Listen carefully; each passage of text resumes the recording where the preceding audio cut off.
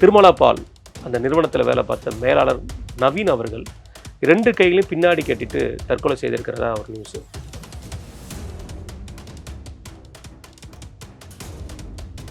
குறிப்பாக தமிழ்நாட்டில் இந்த திமுக ஆட்சி பொறுப்பேற்றதுக்கு பிறகு லாக்அப் மரணங்களே குறைஞ்சபட்சம் பார்த்தீங்கன்னா 25 வந்துருச்சு. வயதானவர்களை கூட கற்பழிக்கிற அளவுக்கு ஒரு காமுகம் வந்து இன்னைக்கு தமிழ்நாட்டில் நடமாடிட்டு இருக்கு. அது திராவிட மாடல் ஆட்சியுடைய சாதனை அப்படின்னா, குற்றம் செய்யக்கூடிய நபர்களை கைது செய்கிறாங்கன்னா எவன் பாதிக்கப்பட்டிருக்கானோ அவனை கூப்பிட்டு வச்சு கைது செய்து அவனை பொய் வழக்கு போட்டு அவன் மேலே ஒரு குறிப்பாக பார்த்தீங்கன்னா கஞ்சா வழக்கு போடுறது இப்படி தான் நடந்துட்டு இருக்கு. நடைமுறையாகவும் தமிழ்நாட்டில் குறிப்பாக சென்னை மாநகரத்தில் அருணுடைய சாதனையில் ஒரு மிகப்பெரிய சாதனை. நவீன் அவர்களை வந்து இந்த மாதிரியான ஒரு மென்டலி ஹராஸ்மெண்ட் கொடுத்து இன்னைக்கு அவர் தற்கொலைக்கு தூண்டியிருக்காங்க அப்படின்னா அது முக்கிய காரணம் சென்னை மாநகரத்துக்கு காவல் ஆணையர் அருண் அவர்கள் தான் பொறுப்பேற்று. அருணுடைய ப்ரெஷரில் தான் ஒருத்தன் தூக்கு பார்த்து ஒரு சூசைட் பண்ணி சாகுறான்னா இது இன்றைக்கி ஒன்றும் புதுசு கிடையாது. அருணால பல பேர் சூசைட் பண்ணி செத்துருக்குறாங்க.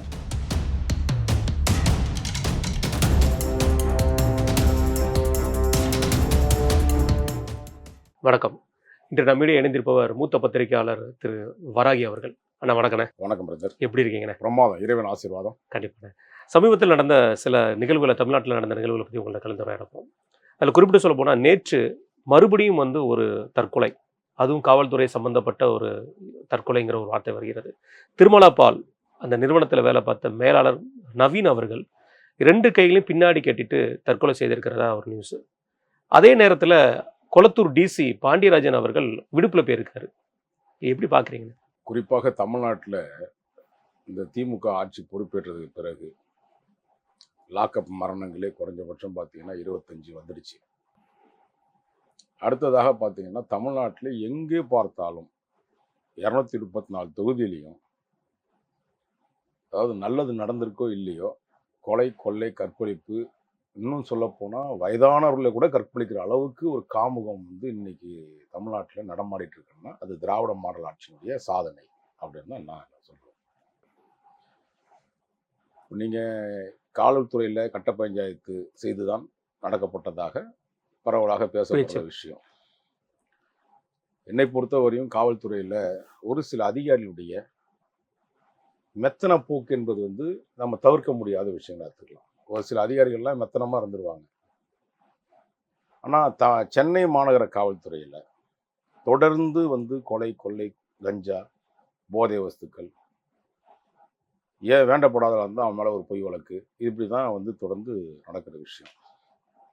சென்னையில் காவல்துறை ஆணையர் அருண் அவர்கள் பொறுப்பேற்ற இந்த ஒரு வருடத்தில் மிகப்பெரிய சாதனை செஞ்சது என்னன்னு கேட்டிங்கன்னா, கட்ட பஞ்சாயத்துடைய கதாநாயகன் மாதிரி இன்னைக்கு உட்காந்துக்கிட்டு ஒவ்வொரு காவல்துறை அதிகாரிகளுக்கும் இன்ஸ்ட்ரக்ஷனை கொடுத்து இவனெல்லாம் பிடிச்சி உள்ளே போடு, இவனெல்லாம் செட்டாக நமக்கு ஃபேவராக இருக்கான்னு பாரு, இல்லை கட்ட பஞ்சாயத்தில் வந்து கொடிகட்டி பறக்கக்கூடிய சில காவல்துறையிலேயே அதிகாரிகள்னு ஒருத்தருக்காங்க, அவங்களாம் எங்கெங்கே லேண்ட் கிராப்பிங் நடக்குது, அந்த லேண்ட் கிராப்பிங் குற்றம் செய்யக்கூடிய நபர்களை கைது செய்யடான்னா எவன் பாதிக்கப்பட்டிருக்கானோ அவனை கூப்பிட்டு வச்சு கைது செய்து அவனை பொய் வழக்கு போட்டு அவன் மேலே ஒரு குறிப்பாக பார்த்தீங்கன்னா கஞ்சா வழக்கு போடுறது இப்படி தான் நடந்துட்டு இருக்கு. நடைமுறையாகவும் தமிழ்நாட்டில் குறிப்பாக சென்னை மாநகரத்தில் அருணுடைய சாதனையில் ஒரு மிகப்பெரிய சாதனை.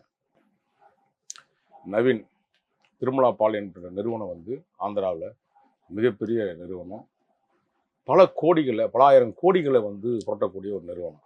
அந்த நிறுவனத்தில் வந்து அதோடைய மேலாளர் நவீன் என்பவர் அவர் வந்து கையாடல் பண்ணதாகத்தான் வந்து 44 கோடி ரூபாய் கையாடல் பண்ணதாக ஒரு தகவல். சென்னை மாநகர காவல்துறையில் ஒரு உத்தரவு, அதாவது எப்படின்னு கேட்டீங்கன்னா சர்க்குலர் அனுப்புவாங்க. காவல் நிலையத்தில் விசாரிக்க வேண்டிய சில விஷயங்களை எவ்வளோ தொகை வரையும் விசாரிக்கலாம், எந்தெந்த மேட்டரில் விசாரிக்கலாம், அப்படி இல்லைன்னா சிசிபிக்கு ட்ரான்ஸ்ஃபர் டு பெட்டிஷன் போட்டு அந்த பெட்டிஷனை ட்ரான்ஸ்ஃபர் பண்ணிடுவாங்க. காவல்துறை அதிகாரிகளே சொல்லிடுவாங்க, இன்ஸ்பெக்டரு ஏசியோ சொல்லிடுவாங்க, சார் இது நாங்கள் விசாரிக்க முடியாது, இது அமௌண்ட்டு பெருசு, அதனால் நீங்கள் கமிஷனர் ஆஃபீஸ் போங்க அப்படின்னு சொல்லிடுவாங்க. அங்கே சிசிபி சிட்டி கிரைம் பிரான்ச்சு இருக்குது. அப்படி இல்லைன்னா இந்த பொருள் மக்களுடைய பணத்தை அவனாவது அடிச்சிருக்கான், ஒரு கூட்டு கொள்ளையை அடிச்சிருக்காங்கன்னா அது வந்து பொருளாதார குற்றப்பிரிவுக்கு போய் சேரும். இப்போ அதே மாதிரி விஷயங்கள் சென்னை மாநில சிசிபிலேயே பல்வேறு விதமான இடிஎஃப்னு ஒரு பிரிவு இருக்குது, ஜாப் பிராக்கெட்னு ஒரு பிரிவு இருக்குது, லேண்ட் கிராபிங்னு ஒரு பிரிவு இருக்குது. இப்படி பல்வேறு விதமான கிட்டத்தட்ட 22 பிரிவுகள் இருக்குது. சைபர் கிரைம் இருக்குது. இந்த சூழ்நிலையில் இவ்வளோ பெரிய தொகையை அங்கே விசாரிக்கிறாங்கன்னா, புகாரே இல்லாமல் விசாரிக்கிறாங்கன்னா, யாருடைய ஒத்துழைப்போடு நடந்திருக்கும்னு நீங்கள் நினைக்கிறீங்க? நான் உங்களை தான் கேட்குறேன். இல்ல டிசியே ஒரு மேல் அதிகாரி தான். டிசிக்கு மேல ஒருத்தர் ஆர்டர் போட்டிருப்பாருன்னு நினைக்கிறீங்களா? டிசி தனிப்பட்ட முறையில் டிசி செய்ய முடியாது. ஓகே. டெப்டி கமிஷனர் லெவல்ன்றது நீங்கள் நினைக்கிற மாதிரி ஒரு டிசைட் பண்ணக்கூடிய விஷயம் எதுவும் இல்லை. ஏன் அது சொல்கிறேன்னா, ஒரு சின்ன புகார் வந்தால் இன்றைக்கி வந்து காவல் நிலையத்தில் இப்போ நான் சமீபத்தில் பல்வேறு விதமான தொடர்ந்து பார்த்துட்ருக்கேன். இப்போது எந்த அடிஷ்னல் கமிஷனர் பவரோ ஜாயின்ட் கமிஷனருக்கோ பவரோ கிடையாது. ஒரு இன்ஸ்பெக்டர் ஒருத்தர் காவல் நிலையத்தில் எஃப்ஐஆர் ஃபைல் பண்ணணும்னா கமிஷனர் உத்தரவு இல்லாமல் ஒரு எஃப்ஐஆர் ஃபைல் பண்ண முடியாது. அப்படி தேங்கி இருக்கிற வழக்குகள் லட்சக்கணக்கான வழக்கு சென்னை மாநகர காவல்துறையில் தேங்கி இருக்குது. இது காவல் நிலையத்தில் தான் முடிச்சாகணும். ஆனால் காவல் நிலையத்தில் முடிக்க முடியாது. கமிஷனர் அவர் என்ன பண்ணுவார், ஏசிக்கு ஃபார்வர்ட் பண்ணுவார். ஏசி டிசிக்கு சொல்லுவார். டிசி வந்து ஜேசிக்கு சொல்லுவார். ஜேசி அடிஷனல் கமிஷனர் சொல்லுவார். சென்னையில் இன்னைக்கு 4 அடிஷனல் கமிஷனர் இருக்காங்க. 2 பேர் வந்து சென்ட்ரல் ஒன்று, நார்த் ஒன்று, சவுத் ஒன்று. குறிப்பாக வந்து அங்கே டிராஃபிக்கில் ஒரு அடிஷனல் கமிஷனர் இருக்கார். அடுத்ததாக பார்த்தீங்கன்னா இந்த சிசிபின்னு சொல்கிறோம் இல்லையா, அதுக்கு ஒரு அடிஷனல் கமிஷனர் இருக்காங்க. எப்படி வந்து இந்த அருண் அவர்களுக்கு குறுநில மன்னர்னு சொல்கிறோமோ அதை மாதிரி வந்து அவரை மீறி ஒரு காவல் நிலையத்தில் கூட ஒரு வழக்குகளை பதிவு பண்ண முடியாது. காரணம் என்னன்னு கேட்டிங்கன்னா, இன்னைக்கு ஒரு ஓரல் இன்ஸ்ட்ரக்ஷன் எல்லாத்தையும் கொடுத்துருக்காரு. இந்த வழக்கெல்லாம் எது வந்தாலும் என்னை கேட்காம எஃப்ஐஆர் போடக்கூடாது. இன்னைக்கு சென்னை மாநகரத்தில் டெப்டி கமிஷனர் ரேங்க்லேயோ ஜாயின்ட் கமிஷனர் ரேங்க்லேயோ ஒருத்தர் கூட அருணுடைய செயல்பாடுகள் பிடிக்காம எப்படா வெளியில் போவோன்னு நினச்சி தான் உட்காந்துருக்காங்க. ஏன்னா அவங்களுடைய நேர்மைகளை இவர் வந்து ரொம்பவும் சீண்டி பார்க்குறாரு. கீழே வேலை செய்யக்கூடிய அதிகாரிகளை சீண்டி பார்க்குறாரு. அதுக்கு சில ஒத்துவதற்கு சோன்சோ வேலையெல்லாம் பார்த்து கொடுக்கறதுக்கு அருணுக்கு அவர்களுக்கு இந்த ஆரோக்கியம் போன்ற ஒரு டிசிலாம் சில பேர் இருக்காங்க. அவங்களுக்கு இதே வேலை தான். லேண்ட் கிராப்பில் என்ன வரும், எவ்வளோ வருமானம் வரும், எங்கே வந்து பாரில் வந்து கரெக்டான FL2வில் பாரில் எப்படி லைசன்ஸ் வாங்குறதுல எப்படி பணம் வாங்கலாம், இப்படி தான் பல விஷயங்களில் இன்றைக்கி சென்னையில் அந்த இமீடியட் ஒர்க்கெலாம் பார்க்குறது இந்த ஆரோக்கியம் ஒரு டிசி தான். இதெல்லாம் தாண்டி இப்போ இந்த இடத்துல மேலிடத்துலேருந்து சொல்லாமல் ஒருத்தனை தனிப்பட்ட முறையில் விசாரிக்க முடியுமா? ஆமாம், புகார் வாங்கலை, வெறும் வாய் மூலமாக இது வந்து பண்ணிடுவா, வாய் மூலமாக அந்த புகார் தான். அப்படி ஒரு சம்பவம் நடந்திருந்தால் டெப்டி கமிஷனர் மேலே நடவடிக்கை எடுத்துக்க மாட்டாங்களா? கண்டிப்பாக எடுத்திருப்பாங்க. சரி, ஏன் எடுக்கல?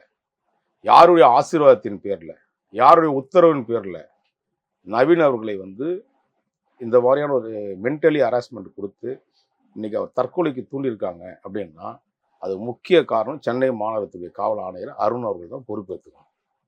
காரணம்னா கோடிகள், நான் பல முறை சொல்லிட்டு இருக்கேன், இன்னைக்கு சென்னை மாநகரத்தில் ஒரு பொறுப்பேற்ற பல ஆயிரம் கோடிகள் வந்து குவிச்சிருக்காங்க. எல்லாமே டிரான்சாக்ஷன் எல்லாம் திருப்பதியில் நடக்குது.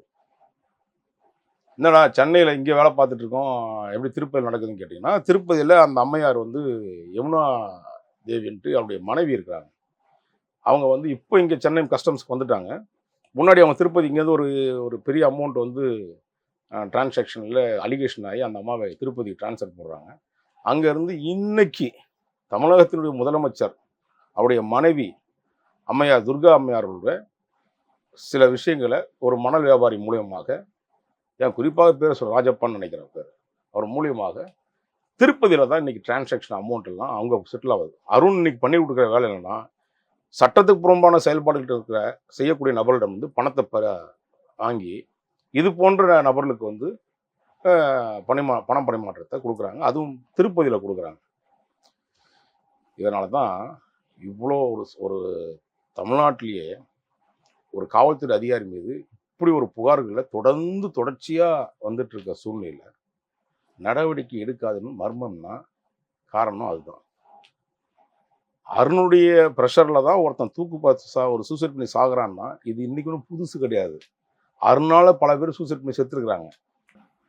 நான் தான் டிஐஜி விஜயகுமார் வந்து கோயம்புத்தூரில் பணியாற்றும் போது மணல் சம்பந்தமான விஷயங்களில் அவர் வந்து தடுப்பு, அதாவது கேரளாவுக்கு கொண்டு போகிற மணல்லாம் தடுத்துருக்காரு. அந்த தடுத்த விஷயங்களை அவரை மென்டலி ஹராஸ்மெண்ட் பண்ணி அவர் அன்றைக்கி சட்ட ஒழுங்கு கூடுதல் ஏடிஜிபியாக இருந்தார் அருண். இன்றைக்கி அவர் தற்கொலை அப்படின்ற ஒரு முடிவு கொண்டு வந்து யார்? இந்த அருண் அவர்கள் தான். அதனால் இது ஒன்று தெரிஞ்சிருக்கு, தெரியாமல் ரெண்டு ஒன்றும் தெரிஞ்சிருக்கு. இன்னைக்கு பல தற்கொலைகள் அவரால் பண்ணியிருக்காங்க. ஏன்னா காவல்துறைக்கு மக்கள் கொஞ்சம் பயப்படுவாங்க. இப்போ நீங்கள் நானும் பயப்பட மாட்டோம். காரணம் சட்டம் இருக்குது, நமக்கு வந்து சட்ட முறையான போராட்டங்கள் பண்ணுவோம். நம்ம வந்து இல்லீகலான ஏன் இவ்வளோ விமர்சனம் நம்ம அருண் மேலே பண்ணுறோம்னா, அவ்வளோ விமர்சனங்களை வந்து அவர் பண்ணிட்டு வராரு. விமர்சனம்னா சட்டத்துக்கு புறம்பான செயல்பாடை நிறைய பண்ணிட்டு வராரு. இந்த ஆட்சி பொறுப்பேற்றதுக்கு அப்புறம் ஆட்சியாளர் மேலே நீங்கள் புற சொல்லி பிரயோஜனம் இல்லை. ஏன்னா ஆட்சியாக அப்படி தான் இருக்கார். ஆட்சியாளருடைய சூழ்நிலையும் அவரை வந்து சுற்றி ஒரு கூட்டம் கவர் பண்ணி வச்சுக்குது. அம்மையார் துர்கா அவர்களை பற்றி இவங்க வந்து செய்ய வேண்டிய வேலைகளை செஞ்சு கை காலை பிடிச்சாவது இந்த பணத்தை கொடுத்தாவது தன்னை காப்பாற்றிக்கிறாங்க. நான் தான் போன வாரம் கூட என் எக்ஸ்ட்ரா போட்டிருந்தேன். முதலமைச்சருடைய இரும்பு கரம் வந்து சர்வீஸ் போயிட்டு வந்திருக்குது. அதோடைய விளைவு தான் இந்த மதுரையில் மிகப்பெரிய ஒரு 200 கோடி ரூபாய் 250 கோடி ரூபாய்க்கு மேலே முறைகேடு நடந்திருக்கு அப்படின்னு நடவடிக்கை எடுத்திருக்கிறாருன்னு நான் இப்போ தெரிவிச்சிருக்கிறேன். இப்போ ஒரு டிசிட்ட புகார் கொடுக்கறதுக்கு நேரடியாக போய் புகார் கொடுக்கறதுக்கு வாய்ப்புகள் கிடையாது. இப்போ அஜித்குமாரோட வழக்குக்கு அப்புறம் முதலமைச்சர் போட்டிருந்தானே டிஜிபி அவர்களும் வந்து சில ரூல்ஸ் அண்ட் ரெகுலேஷன்ஸை போட்டிருந்தாங்க. எந்த ஒரு வழக்காக இருந்தாலும் நீ ஸ்டேஷனில் விசாரிக்கும் போது எஃப்ஐஆர் போட்டு தான் விசாரிக்கணும் அப்படிங்கிற ஒரு வார்த்தையை சொல்லியிருந்தாங்க. 44 கோடி ரூபாங்கிறது வந்து கண்டிப்பான முறையில் ஸ்டேஷன் லிமிட்டில் இருக்க வாய்ப்பு இருக்காது. இந்த ஸ்டேஷன் லிமிட்டில் எல்லாமே டிசி கண்ட்ரோலுக்கு போகிறதுக்கு எந்த முறையில் நீங்கள் தூண்டப்பட்டிருக்குன்னு நினைக்கிறீங்க? அதான் நான் ஏற்கனவே சொன்னேன் இல்லைங்க. நீங்கள் வந்து டிஜிபி வந்து சர்க்குலர் போட்டிருக்கான்னு சொல்கிறீங்க. டிஜிபி யார் மதிக்கிறா? டிஜிபி தமிழ்நாட்டுடைய காவல்துறை தலைவர் சங்கர் ஜிவால் அவர்களை ஒரு பயம் மதிக்கிறது இல்லை. காரணம் அவரை வந்து பொருட்டாவே நினைக்காம பல விஷயங்கள் நடந்திருக்கு. அதாவது நான் சொல்லக்கூடிய 2-3 நபர்கள் தான் காவல்துறை அதிகாரிகள். மற்றெல்லாம் அவருக்கு பயந்துட்டு ஐயான்னு சொல்லுவாங்க, எல்லாம் பண்ணுவாங்க. அவருடைய செயல்பாடே ஒரு கேள்விக்குறியாக தான் இருக்கும். நல்ல மனிதர், தேவையில்லாமல் தவறான விஷயங்களுக்கு தேட மாட்டார். நான் ஒரு உதாரணத்துக்கு சொல்கிறேன். அவர் லாண்ட் ஆர்டர் ஏடிஜிபியாக இருக்கார். யார்? அருண். யார்கிட்ட பணிபுரிகிறாரு? சங்கர் ஜிவால் டிஜிபி கிட்ட பணிபுரிகிறாரு. எனக்கு தெரிஞ்சு நான் காவல்துறையில் ஒரு 30 ஆண்டு காலமாக அந்த துறையில் வந்து நான் பல காவல்துறை அதிகாரி தலைவர்களை பார்த்துருக்கேன். இன்னும் குறிப்பாக சொன்னால் துரை அப்படின்ற ஒருத்தர் இருந்தார். அவர் காலத்திலேருந்தே நம்ம வழிமுறையாக பார்த்துட்டு வரோம். ஒரு ஹெட் ஆஃப் த டிபார்ட்மெண்ட்டு வெளியில் ஆஃபீஸ் விட்டு வெளியில் போனதுக்கு பிறகு தான் யாருமே ரிலீவ் ஆகும் வெளியில் வீட்டுக்கோ மற்ற விஷயங்களுக்கோ. ஆனால் இவர் வந்து 8 மணி 9 மணி வரையும் டிஜிபி இருப்பார். நம்ம ஏடிஜிபி அருண் அவர்கள் அங்கே பணியாற்றும் போது 4 மணிக்கெலாம் கூட சொல்லாமல் கொள்ளாமல் போயிடுவார். அதெல்லாம் தாண்டி இன்னொரு விஷயம் சொல்கிறேன். ஒரு டிஜிபி வந்து ஒரு சட்ட ஒழுங்கு சம்மந்தமான கூட்டம் நடத்துகிறாருன்னா ஒரு கூட்டத்துக்கு கூட வந்து இவர் உட்கார்ந்தது கிடையாது. யார்? கூடுதல் ஏடிஜிபியாக இருந்த காலகட்டத்தில், இப்போ கமிஷனராக இருக்கிற காலகட்டத்தில் வரையும் இன்றைக்கு வரையும் சங்கர் ஜிவால் அவர்களை இதெல்லாம் தெரிஞ்சு முதலமைச்சரை எப்படி வந்து இப்படி ஒரு சமூகத்தில் ஒரு நல்ல மனிதர், நான் ரொம்ப நேர்மையான ஆள், அவருக்கான ஏற்படக்கூடிய அசிங்கங்கள்லாம் தமிழக முதலமைச்சருக்கு தெரியாதா? தெரிய வைக்கிறதுக்கு வாய்ப்பு இல்லை. ஏன்னா சுற்றி ஒரு கூட்டம் உட்காந்துருக்குது. ஸோ இதெல்லாம் தாண்டி இவர் வந்து ஒரு டிசியை விசாரிக்கிறாரு அப்படின்னு சொன்னால், டிசியை பொறுத்த வரையும் உயரதிகாரி சொல்லாமல் ஒரு டிசி ஒரு இன்வெஸ்டிகேஷன் பண்ண முடியாது. நான் ஒரு எக்ஸாம்பிள் சொல்கிறேன். ஒரு எஸ்ஐ விசாரிக்கிறாருன்னா எஸ்ஐ ஒரு தரப்பாக பேசுகிறார் என்று சொன்னால் உடனே நம்ம வந்து இன்ஸ்பெக்டரையோ பார்க்குறோம், இல்லைனா அசிஸ்டன்ட் கமிஷனர் டிசி லெவலையோ யாரை பார்ப்போம். டிசி என்ன பண்ணுவார்னா இன்ஸ்ட்ரக்ஷன் இன்ஸ்பெக்டர் விசாரிக்க சொல்லுங்க, ஏசி விசாரிக்க சொல்லுங்கன்னு விசாரிக்க கொடுப்பார். எந்த ஒரு சூப்பர்வைசிங் ஆஃபீஸர் தான் டிசி விசாரிக்கிறதுக்கான எந்த முகாந்தரமும் இருக்க வாய்ப்புகள் இல்லை. அதை மீறி விசாரிக்கிறாங்கன்னா நம்ம தலைவர் இந்த சட்டத்துக்கு புறம்பான செயல்பாடு செய்யக்கூடியவர்களுக்கெல்லாம் உறுதுணையாக இருக்கக்கூடியவர் ஐயா அருண் அவர்கள் தான். அதை மீறி ஒருத்தர் விசாரிக்கிறாங்க. 44 கோடியில் எத்தனை பர்சன்டேஜ் பேசியிருப்பாங்க நமக்கு தெரியலையே, புரியுதுங்களா? இன்னும் வெளியே வரும். அப்போதான் இன்வெஸ்டிகேஷன் நடந்திருக்கு.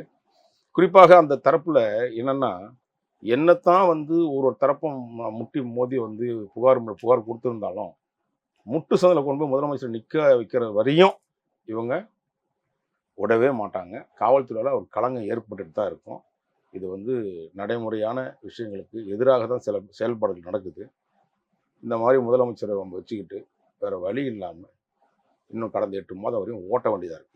மிக்க நன்றி. உங்கள் நேரத்துக்கு